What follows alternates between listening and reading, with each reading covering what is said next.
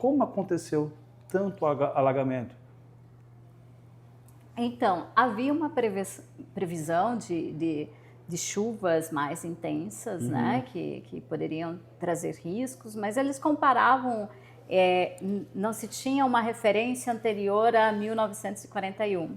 Então, era sempre esse limite de referência de 1941. E não era esperado um volume tão alto, né, principalmente para a serra, né? As chuvas tiveram pontos em que elas chegaram em 866 milímetros. Nossa.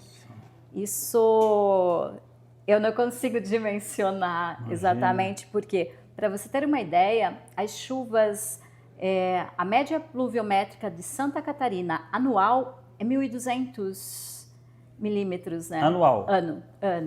Então, isso a gente teve em um espaço de 5 ou 6 dias, né?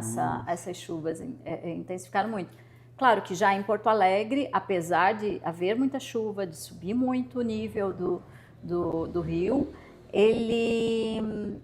as chuvas não foram, claro, é significativo, uma chuva de 360, mas né, a gente está com um referencial muito alto, né, de 866 milímetros. Uma chuva de 317, 270 já é um volume muito considerado em um pouco espaço de tempo, né?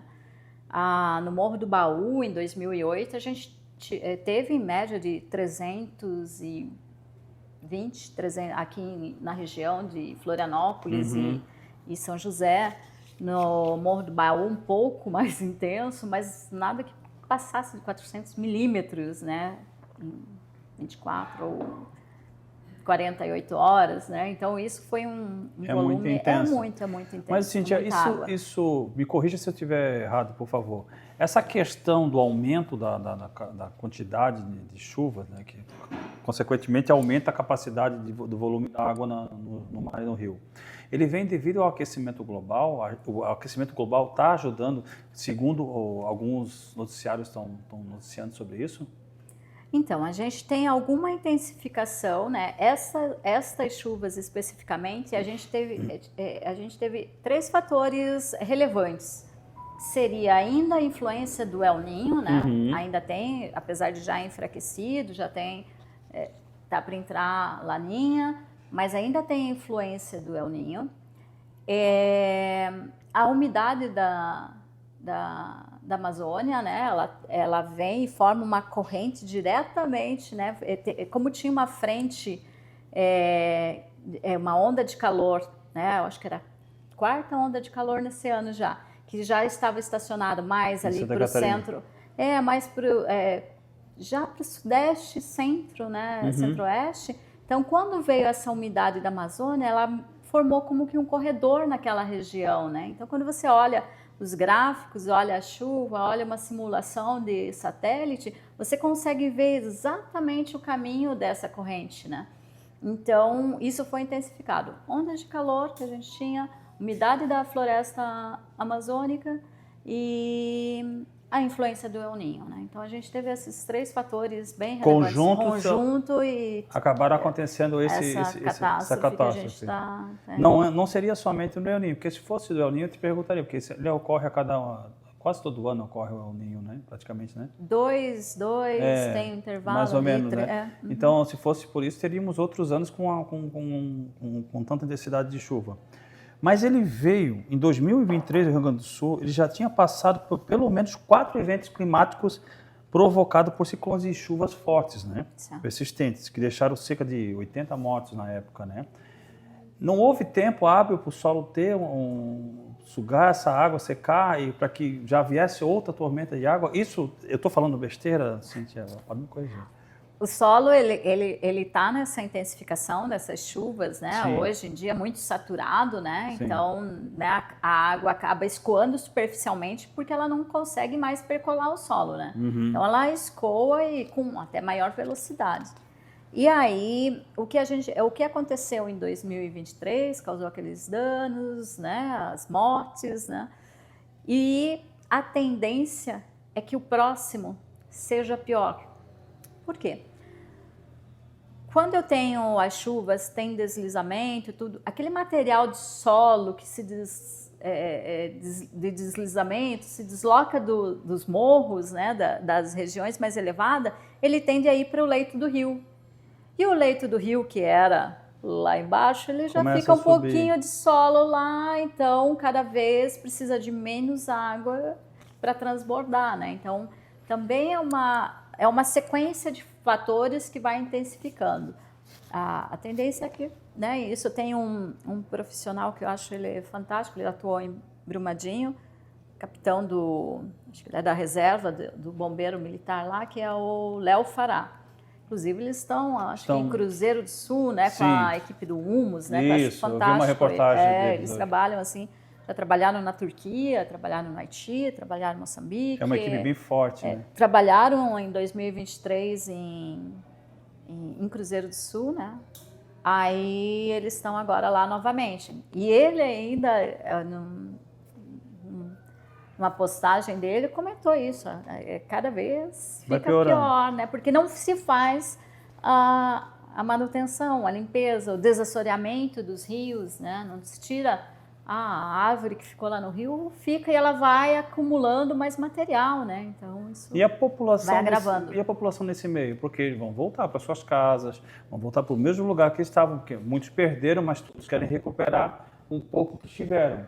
A população vai voltar para esse meio. Como poder dar segurança para essa população que está ali, que sofreu muito agora? O povo gaúcho está sofrendo muito, sofreu muito em 2023 e ao longo dos anos para cá, principalmente esse pessoal ali.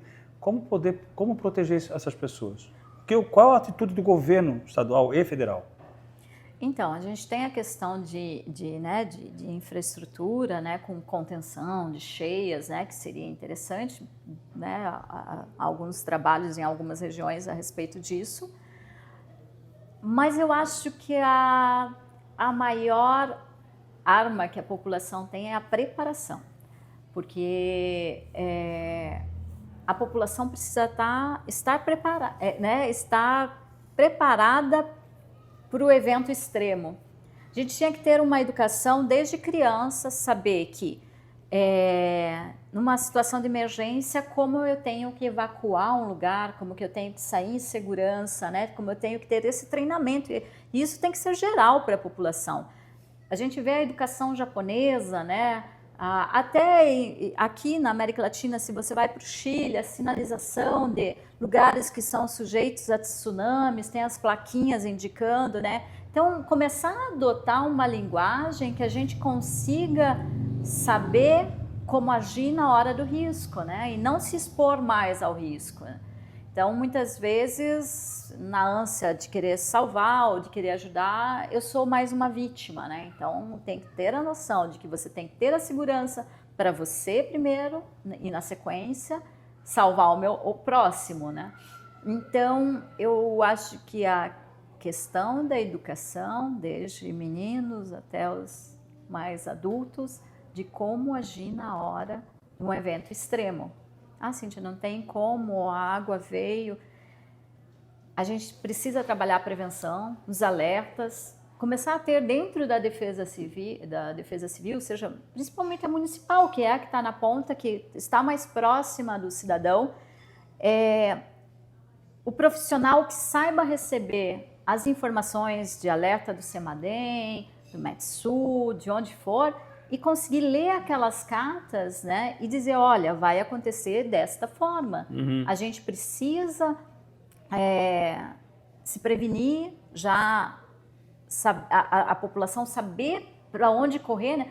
Só a informação dela saber onde é um local seguro, se eu tenho poucas horas ou poucos minutos, pode salvar muita vida, né? Então, quando eu sinalizo que em situação de emergência, o ginásio, a igreja, a capela vai estar aberta para abrigar vocês, porque lá é alto, lá é seguro, não tem risco de deslizamento, já salvaria muita gente, né? Sim, com certeza, então, eu acredito. Essa prevenção ajuda e ajuda muito. A prevenção, porque a defesa civil ela é basicamente prevenção, preparação, porque, né, nem sempre estaremos isentos de uma situação de desastre, a mitigação, a resposta, que é o que a gente está vivendo agora nesse primeiro momento, né? Os resgates, né?